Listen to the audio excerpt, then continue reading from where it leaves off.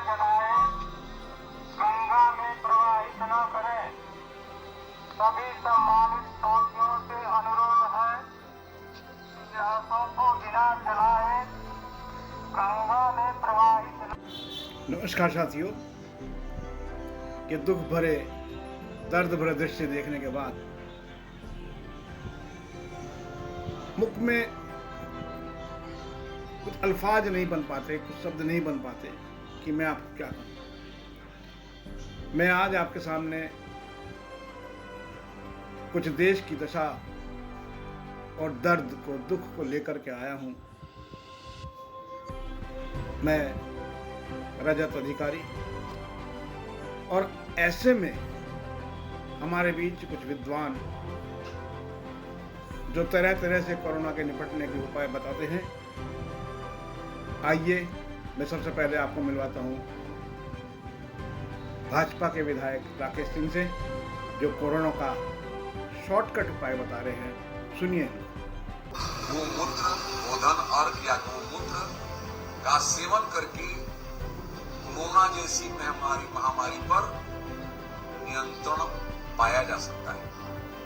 भले विज्ञान इसको स्वीकार करे न करे, तो मैं आप सबसे प्रार्थना करूंगा कि आपके पड़ोस में, आपके गांव में गाय होगी, किसी के पास गाय जो गाभिन न हो, उस गाय का गोमूत्र लेकर के और 50 ml गोमूत्र के साथ 100 ग्राम पानी मिला दीजिए और सुबह खाली पेट यदि आपने लेने का अभ्यास डाल दिया तो मुझे पूरा विश्वास है, इस भगवान को स्मरण करके मैं कह सकता हूँ कि जीवन में आपको कोरोना नहीं, कोरोना से भी बड़ी महामारी आएगी जो दुष्प्रभाव डालने वाली नहीं।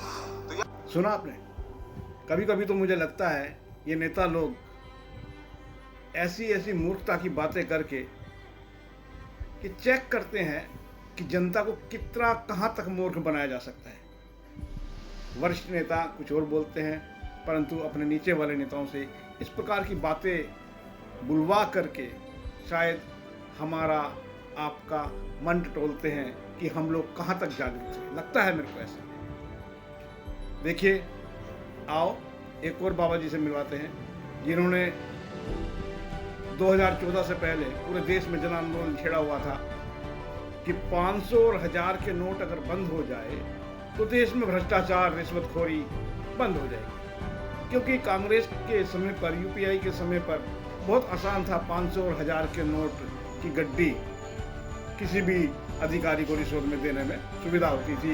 ये अगर 500 और 1000 के नोट बंद हो जाएंगे तो रिश्वत देने में इनकी जो सुविधा है वो समाप्त हो जाएगी। परंतु हुआ क्या, इन्होंने जिसको समर्थन किया उसी सरकार ने 500 का नोट उससे भी बारीक चलाया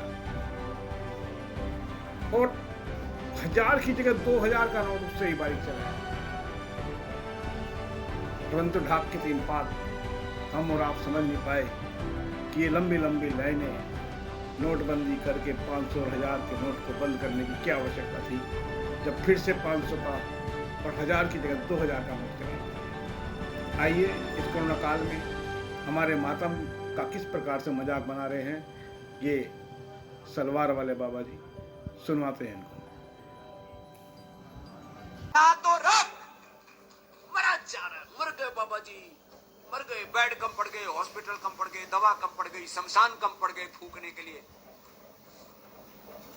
चारों तरफ नकारात्मक वातावरण बना रखा है। तो साथियों,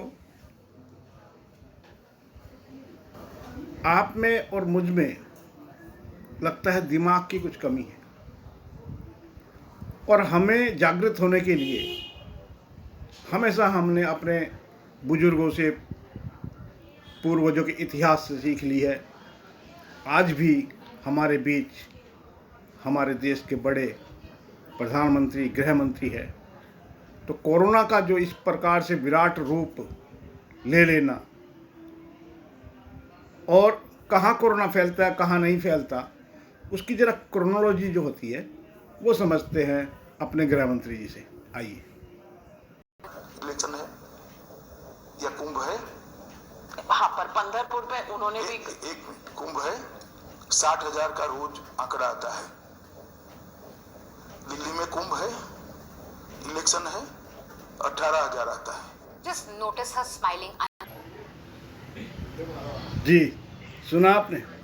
ना कुंभ है, इलेक्शन है, 60,000। कुंभ है, इलेक्शन है, 18,000।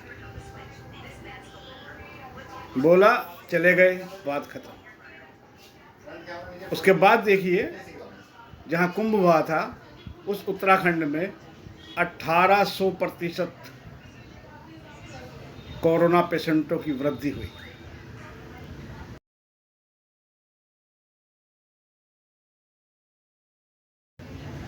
इसके अलावा उत्तर प्रदेश में जिला पंचायत चुनाव की जो अवस्था है, जिला पंचायत चुनाव के बाद गांव की अवस्था, गांव में से इसका पता नहीं चल रहा है, परंतु गांव के शमशान और लाशों से पटे हुए हैं। आइए देखते हैं एनडीटीवी की एक रिपोर्ट, जिसने जिला पंचायत में कार्यरत कर्मचारियों और अधिकारियों के घर में कोरोना से होने वाली मृत्यु की एक रिपोर्ट दी है। आप उसे देखिए साथियों, उसके बाद हम आगे बात करते हैं। परिवारों का नहीं बल्कि उत्तर प्रदेश के हर जिले में कई परिवारों के आंसू रोके नहीं रुक रहे हैं।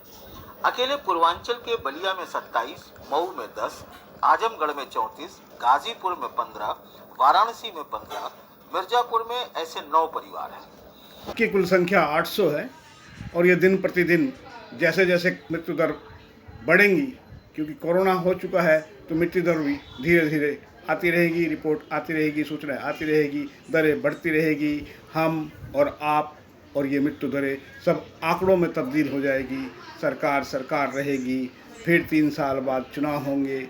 जैसे हम पिछले दुख दर्द सब भूल गए थे, ये भी भूल जाएंगे और अंत में आएगा तो मोदी। धन्यवाद साथियों, उसमें हमें कोई आपत्ति नहीं है। और ये वीडियो किसी सरकार के विरुद्ध या किसी विपक्ष के पक्ष में नहीं बनाई जा रही है। ये वीडियो आप में एक जागृति के लिए, सरकारों को किसी प्रकार से हमारी प्रार्थना पहुंच जाए उसके लिए, लिहाजा आप देश के साथ रहे, सरकार का इस समय साथ दे, सब मिलकर इस आपदा से निपटे। मास्क जरूर लगाए, सैनिटाइज, बार बार हाथों को धोए और दूरी बनाए रखे। अपने घर में जितनी ज़्यादा से ज़्यादा रह सके, अपने परिवार को उतना ही सेफ रख सकते हैं। मेरा आपसे निवेदन है, इस कोरोना काल में आप अपना ध्यान रखें। फिर मिलते हैं। जय हिंद, जय भारत।